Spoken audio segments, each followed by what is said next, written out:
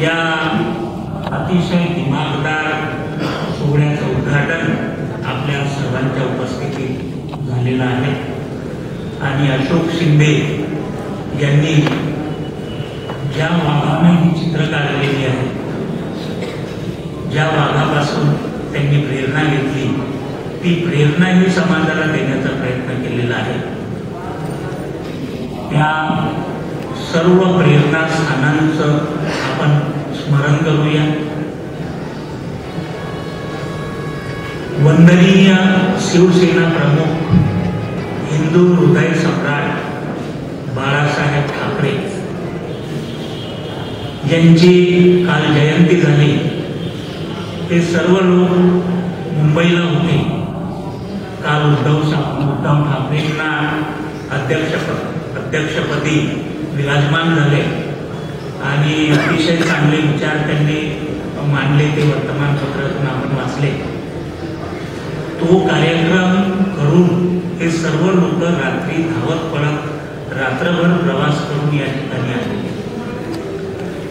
रविकांत बालपांडे यांनी अतिशय मेहनतीनं मनीष राठी, अजय जगतानी आणि इथले जे शिवसेनेचे कार्यकर्ते आहेत त्या सर्वांनी अत्यंत मेहनतीनं व्यंगचित्राचं हे सुंदर शिल्प या ठिकाणी उभारलेलं आहे। जेव्हा रविकांत बालपांडे माझ्याकडे आले तेव्हा मी त्यांना सांगितलं की मी तुमच्या कार्यक्रमाला जरूर येणार। मी कोणत्या राजकारणाशी निगडीत असलेला माणूस नाही आहे, पण जे लोक समाजासाठी राजकारण करतात त्यांच्याबद्दल माझ्या मनामध्ये अपार आदर आहे। बाळासाहेब ठाकरे यांच्याबद्दल या ठिकाणी जेवढं बोललं गेलेलं आहे, समुद्रातलं एक थेंब पाणी तेवढंच अथांग महासागर असं त्यांचं व्यक्तिमत्व राहिलेलं आहे आणि या महासागरानं नेहमी समाजाला दिशा दाखवली।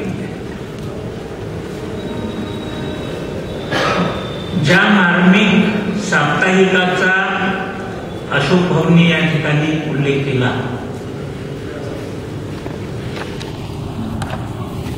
ते मार्मिक साप्ताहिक मी रवीला सांगितलं आल्यानंतर की जेव्हा मी महाविद्यालयात शिकत होतो तेव्हा मार्मिकवर लोकांच्या उड्या पडत। इतकं प्रसिद्ध हे व्यंगचित्रांचं साप्ताहिक होतं की ह्या मार्मिकची चर्चा दर हप्त्याला सर्व माध्यम करत। आंतरराष्ट्रीय स्तरावर बाळासाहेबांची ही व्यंगचित्र मार्मिकला पोहोचवलेली। मार्मिक मध्ये जी व्यंगचित्र आलेली आहेत या ठिकाणी विजय आगलावेंनी सांगितलं, संजय राठोडांनी सांगितलं, शरद गोसावींनी सांगितलं, ते सर्व खरं आहे। ह्या व्यंगचित्रातून बाळासाहेबांनी समाजाचं उद्बोधन केलं आणि वाघाची डरकाळी फोडली।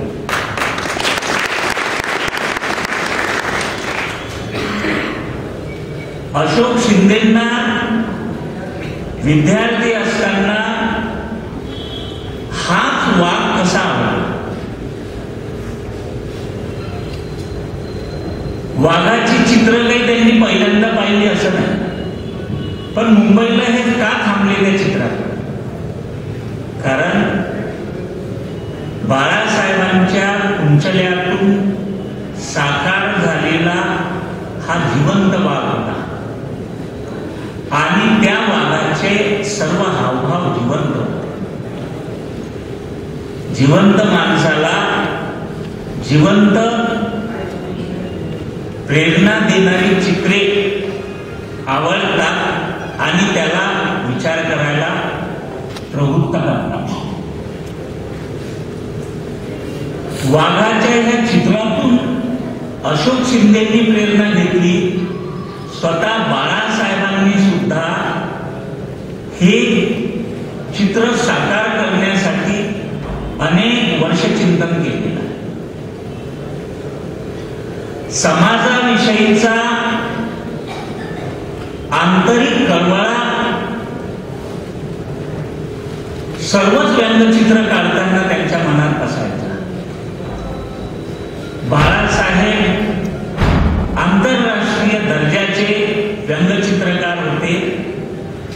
या जगात त्यांच्यासारखा व्यंगचित्रकार झाला नाही.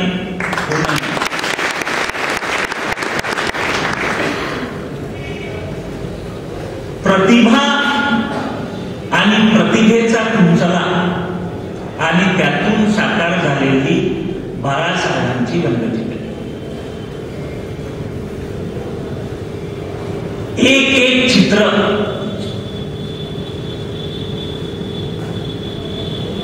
समाजाचं एका प्रवृत्तीचं महाकाव्य. एक एक चित्रामध्ये महाकाव्य. बाळासाहेब कुंचल्यातून चित्र साकार करताना दोन ओळी त्याच्या खाली जे लिहितात त्या दोन ओळीतून ते महाकाव्य समाजाला सांगतात. आणि प्रत्येक व्यंगचित्र हे समाजाला प्रेरणा, शक्ती देते, ऊर्जा देते. बाळासाहेब हे शिवसेनेचे ऊर्जा स्रोत नाही, ते या संबंध जगाचे ऊर्जा स्रोत. ज्याच्याजवळ विचार आहे, ज्याच्याजवळ मन आहे, ज्याच्याजवळ बुद्धी आहे आणि जो स्वतंत्रपणे समाजाचा विचार करतो, समाजाविषयीचा कळवळा त्याच्या अंतःकरणात आहे, त्या प्रत्येकाला बाळासाहेबांनी ही प्रेरणा दिलेली असते. आणि त्या प्रेरणेतूनच बाळासाहेबांनी व्यंगचित्र निर्माण केली आणि समाजाला त्या निमित्ताने स्वतंत्र संघर्ष करण्याचं आवाहन. संत तुकारामांनी 17व्या शतकात म्हटलं होतं, रात्रंदिन आम्हा युद्धाचा प्रसंग, अंतर्बाह्य जगाने. असं व्यक्तिमत्व होतं बाळासाहेब. बाळासाहेब वरून खूप शांत होते आणि ही शांती, ही प्रेरणा, हा विचार आणि समाजाविषयीचा कळवळा, समाजाविषयीची करुणा, सामान्य माणसाचं दुःख आणि त्यावर व्यंगचित्र काढण्याचा कुंचला आणि त्या कुंचल्याला जी लेखणीची ताकद मिळालेली आहे, या ठिकाणी दोन्ही गोष्टी म्हणजे हे स्मृतिचिन्ह ज्यानं बनवलेलं आहे त्याची ही कल्पकता ती मानली पाहिजे. कलम आहे आणि कुंचला, कलम आणि कुंचल्याचा समन्वय बाळासाहेबांच्या व्यंगचित्राने केलेला. तर ही कल्पकता बाळासाहेबांमध्ये होती आणि ती कल्पकताच त्यांनी सर्वांना दिलेली आहे, समाजाला दिली. 20व्या शतकातले महात्मा म्हणून महात्मा गांधींचा गौरव संबंध जगाने. मी तुम्हाला सांगतो, बाळासाहेब हे 21व्या शतकातले महात्मा. या ठिकाणी रवीनं बाळासाहेबांबद्दल बोलताना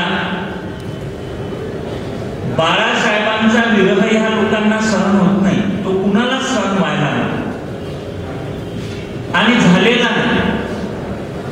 संबंध जग रडलं, संबंध जग दुःखी आणि कष्टी होत 17 नोव्हेंबर पासून आणि त्याच्याही आधीपासून 17 नोव्हेंबरला जग रडलं. मला तुम्ही सांगा, बाळासाहेब जसं अशोक भाऊंनी सांगितलं, संजय राठोडनी सांगितलं की बाळासाहेब नाहीतच किंवा बाळासाहेब आपल्यात नाहीत आणि ते गेले, हे आम्ही मान्य करायला तयारच. खरं आहे, कोण म्हणतो बाळासाहेब गेले? शरीर आपली जुनी वस्त्र टाकतो आणि नवीन विचाराचं रूप धारतो. बाळासाहेबांचा विचार, बाळासाहेबांचं ऊर्जा स्रोत आणि बाळासाहेबांनी समाजासाठी ही शिवसेनेची जी बांधणी केलेली आहे ही चिरंतर, अजरामर आणि या जगाचं, या देशाचं, या समाजाचं भवितव्य बदलवणारी ही संघटना. मला विश्वास आहे, कारण बाळासाहेबांनी 80% समाजकारण केलं आणि समाजकारण करताना राजकारण करण्याचीच गरज असते, म्हणून 20% राजकारण करा असं त्यांनी सांगितलं. बाळासाहेबांनी 100% समाजकारणासाठी 100% राजकारण करायला पाहिजे होतं, त्याची गरज होती. कारण या देशामध्ये राजकारणाचं गुन्हेगारीकरण, शिक्षण क्षेत्राचं भांडवलीकरण आणि सर्वसामान्य माणसाचे जे मूलभूत प्रश्न आहेत, आदिवासींचे प्रश्न, स्त्रियांच्या विषयीचे प्रश्न, हे किती जिकिरीचे झाले. आम्ही म्हणतो की हे जग ग्लोबल झाले. भारताने खूप प्रगती केलेली आहे. मग जर भारतानं प्रगती केलेली आहे आणि भारत जर ग्लोबल होऊ पाहतो आहे, ते फक्त शहरातच आहे. म्हणजे शहर जर सुखी झालं तर संबंध भारत सुखी झाला. संबंध समाज जेव्हा सुखी होईल तेव्हा हा देश होईल. आणि शिवसेना बाळासाहेबांनी याच्यासाठी निर्माण केली नाही की शहरांचाच विकास करा आणि राजकारणी शहरात राहतात, बंगल्यात राहतात आणि झोपडीत राहणाऱ्यांचे प्रश्न सोडवत नाहीत. उलट स्विस बँकेचे अकाउंट मध्यंतरी काही आकडे आले होते, तुम्ही बघितले. भारतातला सर्वात जास्त राजकारण्यांचा पैसा स्विस बँकेमध्ये. ही बँक ठेवीवर व्याज देत नाही. 100% पैसा, काळा पैसा, जगातला काळा पैसा ह्या देशात जमा होतो आणि केवळ त्या बँकेच्या भरोश्यावर स्वित्झर्लंड. आणि सर्वात जास्त पैसा भारतातल्या राजकारण्यांचा स्विस बँकेमध्ये जमा. 100 रुपये जर त्यांनी जमा केले असतील तर त्यांना परत फक्त 80 रुपये मिळतात. 20 रुपये स्वित्झर्लंड वापरतो आणि जगातला सर्व काळा पैसा स्वित्झर्लंड मध्ये. किती श्रीमंत देश. 20% कमी होतं. 10 भारत खरेदी करू शकेल या 20%. 20% म्हणजे आपल्याला वाटते 80% भरपूर झालं. 20% खूप आहे. साऱ्या जगाचा 20% काळा. स्वित्झर्लंड 10 भारत विकत घेऊ शकतो. हा पैसा परत बोलावला पाहिजे याच्यासाठी आंदोलन का होत नाही. ज्या पक्षांनी या देशाचं राजकारण केलेलं आहे, सत्ता उपभोगलेली आहे, त्या देशाच्या, त्या समाजाच्या राजकारण्यांनी वैद्यकीय महाविद्यालय, इंजिनिअरिंग कॉलेज, BEd, DEd ह्या पैसा देणाऱ्या संस्था सरकारकडून मिळवल्या आणि शिक्षणाचं भांडवलीकरण केलं. ह्या संस्थांनी झोपडीतल्या मुलांना प्रवेश दिला आणि देतात. 62व्या विदर्भ साहित्य संमेलनात गोंदियाला माझ्या अध्यक्षीय भाषणातून आणि समारोपीय भाषणातून मी समाजाचे प्रश्न मांडले आणि त्या कार्यक्रमाला सर्व राजकारणी सत्ताधारी लोक आलेले. माझ्याजवळ बाळासाहेबांसारखी ऊर्जा आहे. मी कोणाला घाबरत नाही, कारण समाजाविषयीचा कळवळा माझ्या अंतःकरणात. मी त्या ठिकाणी समाजाचे प्रश्न मांडले. मी प्रफुल्ल पटेलांना, वसंत कुरकेंना आणि जितके नाना पटोले वगैरे सर्व भाजपचे आमदार वगैरे सर्व पक्षांचे आमदार होते त्यांना सांगितलं की अहो म्हटलं, तुम्ही माझ्या बाजूला बसता आणि तुम्ही आम्हाला सांगता की साहित्यिकांनी समाजामध्ये मूल्य रुजवावी.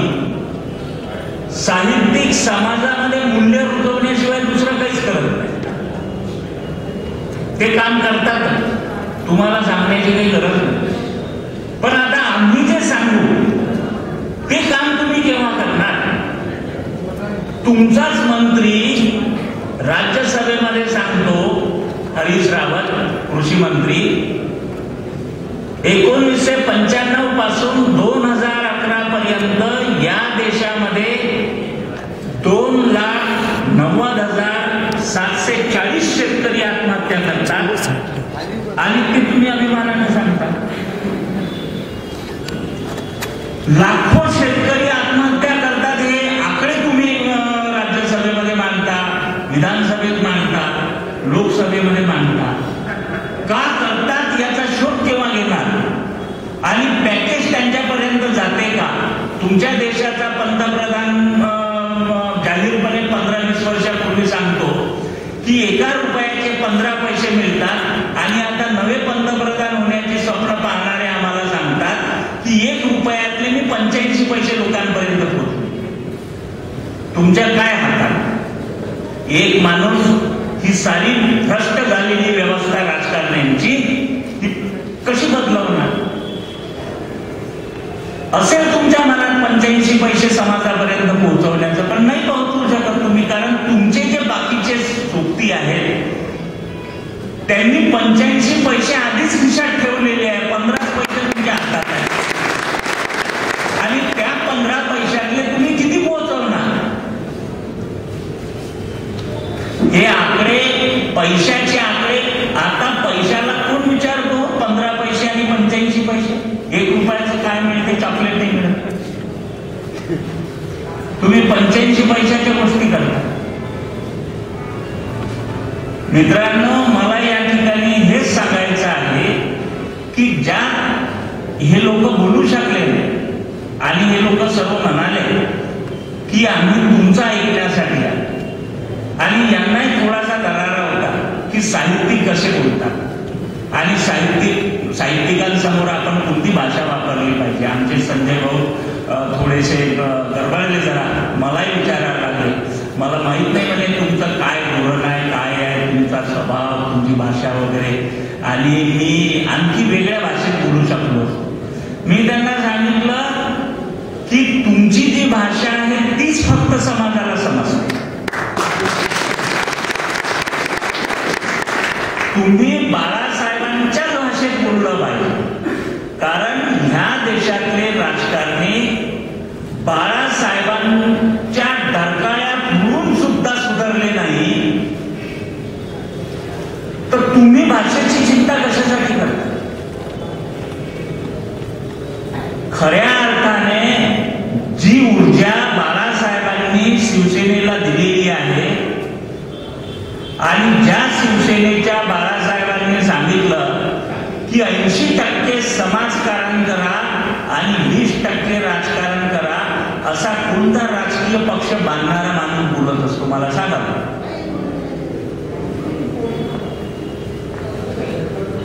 पण एका क्रांतिकारी पक्षाची रचना करणारा आणि त्या पक्षाला विचार देणारा आणि तो विचार समाजातल्या सर्वसामान्य पोरांनी, हे अशोक शिंदे कुठून आले? भांडवलदारी कुटुंबाची परंपरा नाही आहे. हा एक सामान्य पोरगा आहे, हा रवी एक सामान्य पोरगा आहे, हा विजय एक सामान्य पोरगा आहे, संजय एक सामान्य पोरगा आहे, शरद एक सामान्य पोरगा आहे. हे सारे अभावग्रस्त कुटुंबातून आलेले लोक आहेत, हे समाजाचे प्रतिनिधी आहेत. म्हणून शिवसेनेमध्ये समाजातल्या तळागाळातले लोक आले पाहिजे आणि त्यांनी या देशाचं राजकारण आणि समाजकारण काबीज केलं पाहिजे, हा विचार बाळासाहेबांनी समोर. माझं दुःख एवढंच आहे की मी त्या ठिकाणी सांगितलं होतं साहित्य संमेलनाच्या व्यासपीठावरून की लेखकांनी लिहून चालत नाही. पुरस्कार, सन्मान मिळाले, अध्यक्षपद मिळाले की त्याचा तो धन्य धन्य होतो, असा धन्य धन्य होणाऱ्यांपैकी मी नाही. मला मनातून वाटलं, दुःख होतं मला की ज्या देशामध्ये एवढी मोठी उज्ज्वल परंपरा आहे आणि बाळासाहेबांसारखे, महात्मा गांधी सारखे, बाबासाहेबांसारखे, महात्मा फुल्यांसारखे, सावित्रीबाई सारखे, रानडे आगरकरांसारखे महान लोक झालेले आहेत, तुकाराम ज्ञानेश्वरांसारखे सर्व लोक या ठिकाणी होऊन गेले. ज्या देशानं या जगाला माणुसकी दिली, माणसाशी कसं वागावं हे शिकवलं, उपाशी माणसाला 2 घास भरवावे हे ज्या देशाने शिकवलं, त्या देशामध्ये हे नतद्रष्ट राजकारणी समाजाचं शोषण करतात, सत्ता मिळवतात आणि सत्ता समाजासाठी वापरत नाही. आणि त्याच्याच विरोधामध्ये बाळासाहेबांनी शिवसेना उभी आणि या शिवसेनेमध्ये मला शिवसेनेचा पूर्ण इतिहास माहिती. शिवसेना जेव्हा निर्माण झाली नव्हती, बाळासाहेब जेव्हा व्यंगचित्रात मार्मिकमधून प्रकाशित करत होते तेव्हापासून आम्ही त्यांच्या विचाराचे आणि त्यांच्या त्या व्यंगचित्रांची आणि त्या सर्व त्यांच्या करवळ्याचे पायिक आणि अभिमान की एक तर वाघ निघाला या देशामध्ये. बाबासाहेबांनंतर, गाडगे महाराजांनंतर, राष्ट्रसंत तुकडोजीनंतर, गांधीनंतर या देशामध्ये एक तर महात्मा झाला. आता तर महात्मे होतच नाही, आता तर भांडवलदारच होतात, भांडवलदारच राजकारणी होतात. त्यांचं सर्व चालतं, सर्व त्यांचंच खपतं आणि तुमच्या डोळ्यात धूळ फेकली जाते. हे बाळासाहेबांनी केलं.